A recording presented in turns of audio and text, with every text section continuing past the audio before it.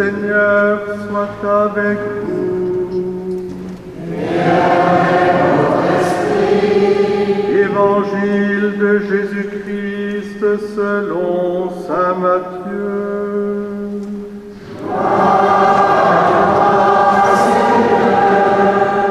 Au chapitre 14e.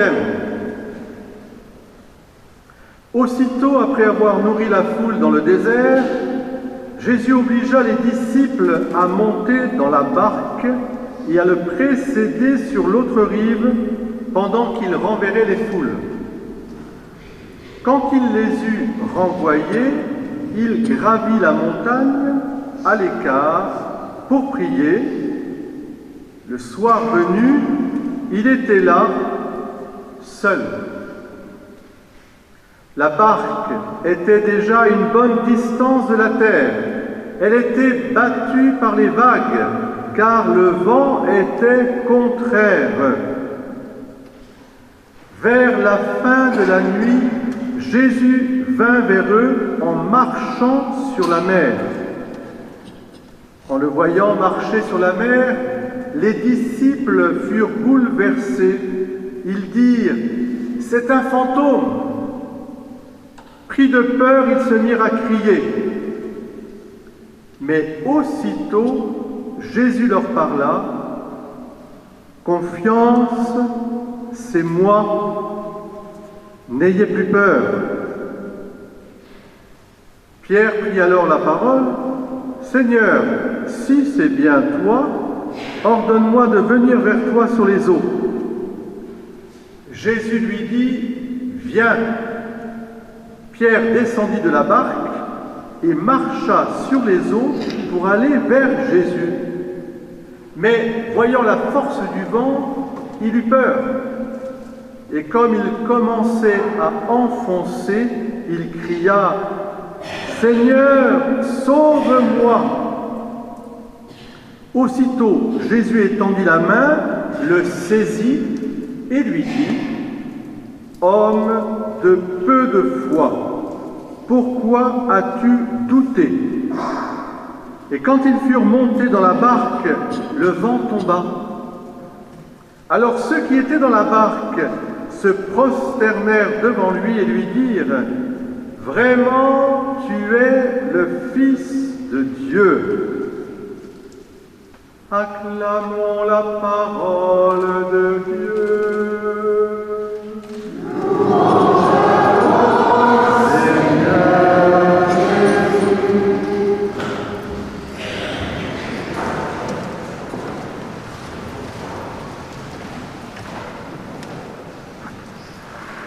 Simplement, dans le silence de mon cœur,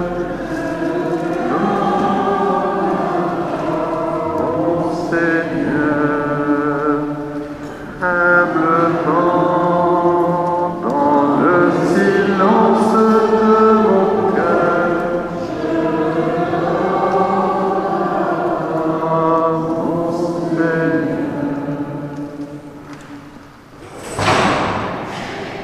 Nous avons besoin précisément de ce silence pour pouvoir faire la rencontre qui est décisive pour nos vies. De la montagne à la mer, de la mer à la montagne, on pourrait dire bienheureuse agitation quelque part. Alors, d'abord, en vous souhaitant à tous un bon dimanche, ce dimanche 13 août, qui est marqué aussi par les apparitions de Notre-Dame à Fatima, et qui nous aide aussi à entrer dans cette intériorité. Ma première question, c'est de vous poser cette question toute simple. Le prophète Élie, il gravit une montagne. Laquelle? Bon, c'est bien le mont Horeb. Alors, est-ce que vous allez retenir le mont Horeb? C'est la montagne de la rencontre. Car Élie, comme Moïse, sont des amis de Dieu. C'est-à-dire, ils entretiennent une relation amicale avec Dieu qui veut parler avec eux. Élie fuit la persécution qu'il frappe lui qui veut être le gardien jaloux de l'amour du Dieu unique, il est poursuivi, il monte sur cette montagne de l'Horeb, il va se cacher là aussi. Et alors, qu'est-ce qui se passe sur la montagne? Comme bien souvent, il y a des manifestations, je dirais, météorologiques, des bouleversements. Alors, ça commence par vent, par comme tempête, tremblement de terre, et puis même le feu. Voilà. Donc, si avec ça, il n'était pas terrorisé, et en fait, Dieu n'est pas là. Dieu n'est pas dans cette agitation, même cosmique, mais il se fait venir à lui dans une petite brise, quelque chose de doux, de humble, dans le silence de mon cœur. Humblement, tu viens en fait à moi. Cette brise, eh bien, c'est la brise, on pourrait dire, de cette délicatesse de Dieu avec chacune et chacun d'entre nous. Avant même que tu frappes, je suis déjà là, je suis discret, mais si tu veux, tu peux me faire entrer dans ton cœur profond. Et puis, il y a l'Évangile. Alors l'Évangile commence où? Où est-ce qu'il commence, l'Évangile? Est-ce que vous avez bien écouté l'Évangile d'aujourd'hui? Il est très important, c'est un Évangile capital, chapitre 14e. Alors, où commence l'Évangile? Il commence en bas du mont des Béatitudes, sur un lieu qu'on appelle Tabga. Tabga, c'est au bord du lac de Génézareth, c'est le lieu de la multiplication des pains. Vous allez retenir, Tabga, multiplication des pains. Le Seigneur, après avoir multiplié les pains, il renvoie la foule. Mais avant, qu'est-ce qu'il fait? Il dit aux apôtres, qu'est-ce qu'il leur dit? Allez prendre l'air. Il leur dit, montez sur la barque. Et pas n'importe quelle barque, c'est la barque de Pierre. Vous avez compris? C'est la barque de Pierre. Et pendant ce temps-là, qu'est-ce que fait Jésus? Il renvoie la foule. Une fois qu'ils ont été rassasiés, il les renvoie parce qu'il ne veut surtout pas qu'ils le prennent pour un roi de la terre. Mais lui, il a une autre mission bien plus grande. Et là, évidemment, il gravit la montagne, et il va prier toute la nuit. Lui, le Fils de Dieu, fait homme, il entretient une relation amicale, filiale, confiante avec son Père. Et je pense que c'est une invitation pour chacune et chacun d'entre nous en ce temps de vacances. Est-ce que nous prenons ce temps de silence nécessaire dans le silence de la nuit, dans le silence du matin? De ce matin où j'étais à Gadagne, en descendant, je voyais qu'il y avait du brouillard, une belle brume qui était là. C'était très beau. Le matin, c'est un lieu, un moment, au moment du lever, qui est propice à la prière. Et je vous invite à prendre ce temps aussi pour retrouver ce chemin de l'intériorité, ce chemin de l'âme. Donc Jésus, tout Fils de Dieu, eh bien en tant qu'homme, il nous apprend à prier notre Père et à avoir une confiance, voilà, de tous les instants. Puis ensuite, qu'est-ce que fait Jésus? Eh bien Jésus, il laisse les apôtres dans le lac de Génézareth qu'on appelle la mer. Alors, dans la Bible, la mer agitée, c'est le symbole du monde agité par les passions, par tout le tremblement, comme on dirait. Donc la tempête se lève, la barque, il rame ou il voile à contre-courant, c'est compliqué sur ces petits navires du lac de Génézareth, et ça doit être bien compliqué. Et puis voilà qu'est-ce qui se passe?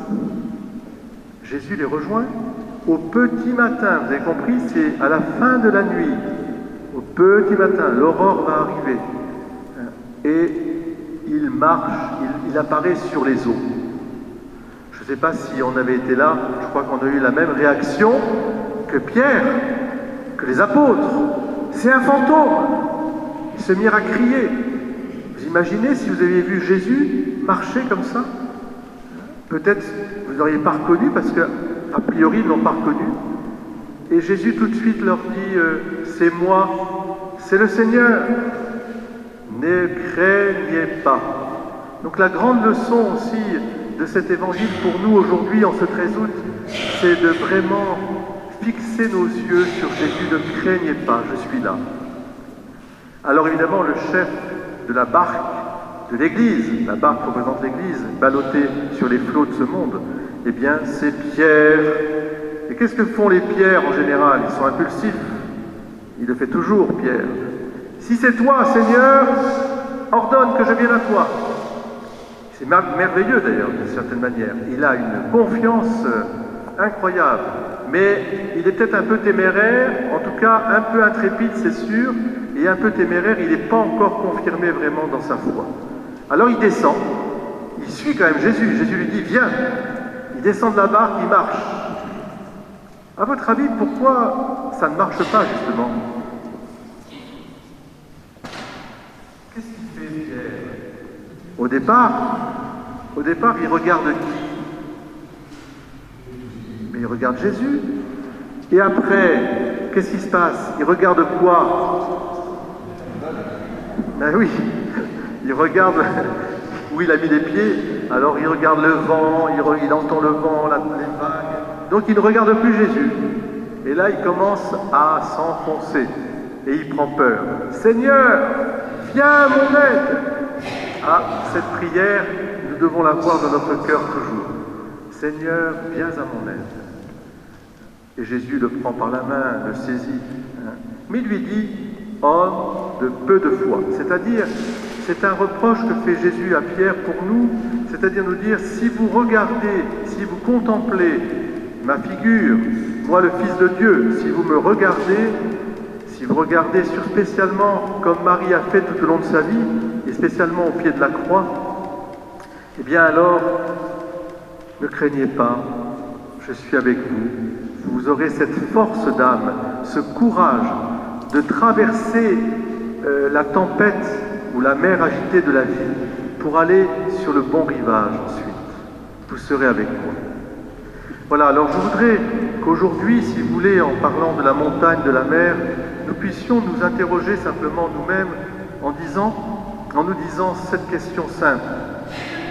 D'abord, est-ce que je parle à Dieu comme un ami à un ami? Est-ce que j'ai cette simplicité de m'adresser à Jésus comme à un frère? Il est là. Et puis, pour pouvoir, je dirais, grandir dans cette familiarité, cette intériorité, est-ce que je prends du temps pour m'abstraire du bruit de ce monde, prendre du temps chaque jour pour nourrir mon âme? Quelle est belle cette âme que vous avez chacune et chacun. Elle est belle cette âme quand je la vois. Je vous vois avec votre âme magnifique qui est le temple de l'Esprit Saint. Et là, le Seigneur parlera à votre cœur.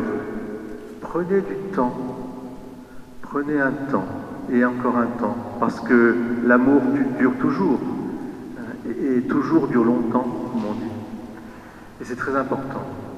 Demain, nous fêterons Saint-Maximilien Kolbe, nous avons fêté Sainte Thérèse Bénédicte de la Croix, Edith Stein, on a fêté Sainte Claire, on a fêté Sainte Chantal, Sainte Jeanne Frémiot de Chantal. Tous ces saints et ces saintes, eh bien, ne rataient jamais leur rendez-vous d'amour avec Dieu. Dans leur vie professionnelle, comme dans leur vie religieuse, ils avaient Messire Dieu premier servi, le matin, dit Edith Stein, prenez le matin et prenez un temps pour vous unir à Dieu, la parole de Dieu, le silence, la prière. Et vous verrez votre âme, elle va battre du rythme de l'amour de Dieu, le Père. Car ce qui est beau ici dans l'Évangile, c'est que Jésus nous redit l'amour du Père inconditionnel pour ses enfants, pour nous. Dieu a tant aimé le monde qu'il a envoyé son propre Fils pour que par lui le monde soit sauvé. Seigneur Jésus, nous voulons suivre ton appel. Viens, suis-moi sur l'agitation de ce monde, sur cette mer déchaînée. Je sais que tu es là, que tu prends soin de moi. Seigneur, je te demande simplement de la grâce de garder mon regard fixé sur toi. Et j'aurai cette confiance et cette audace parce que dans la prière, rien d'impossible. Nous pouvons tout demander à Dieu. Et nous devons tout demander à Dieu parce que nous sommes pauvres. Et c'est cette pauvreté qui attire l'amour de Dieu dans nos cœurs, sa grâce. Parce que Dieu lui-même, qui est si riche d'amour, s'est fait pauvre pour que nous ayons sa richesse de sa vie dans nos cœurs. Saint Pierre, aidez-nous à marcher nous aussi tout au long de cette vie. Et puis Notre-Dame, vous qui êtes le modèle de la vie intérieure, apprenez-nous dans votre Magnificat cette pauvreté du cœur qui s'ouvre au silence et qui, dans le silence, trouve la présence. Humblement, dans le silence de mon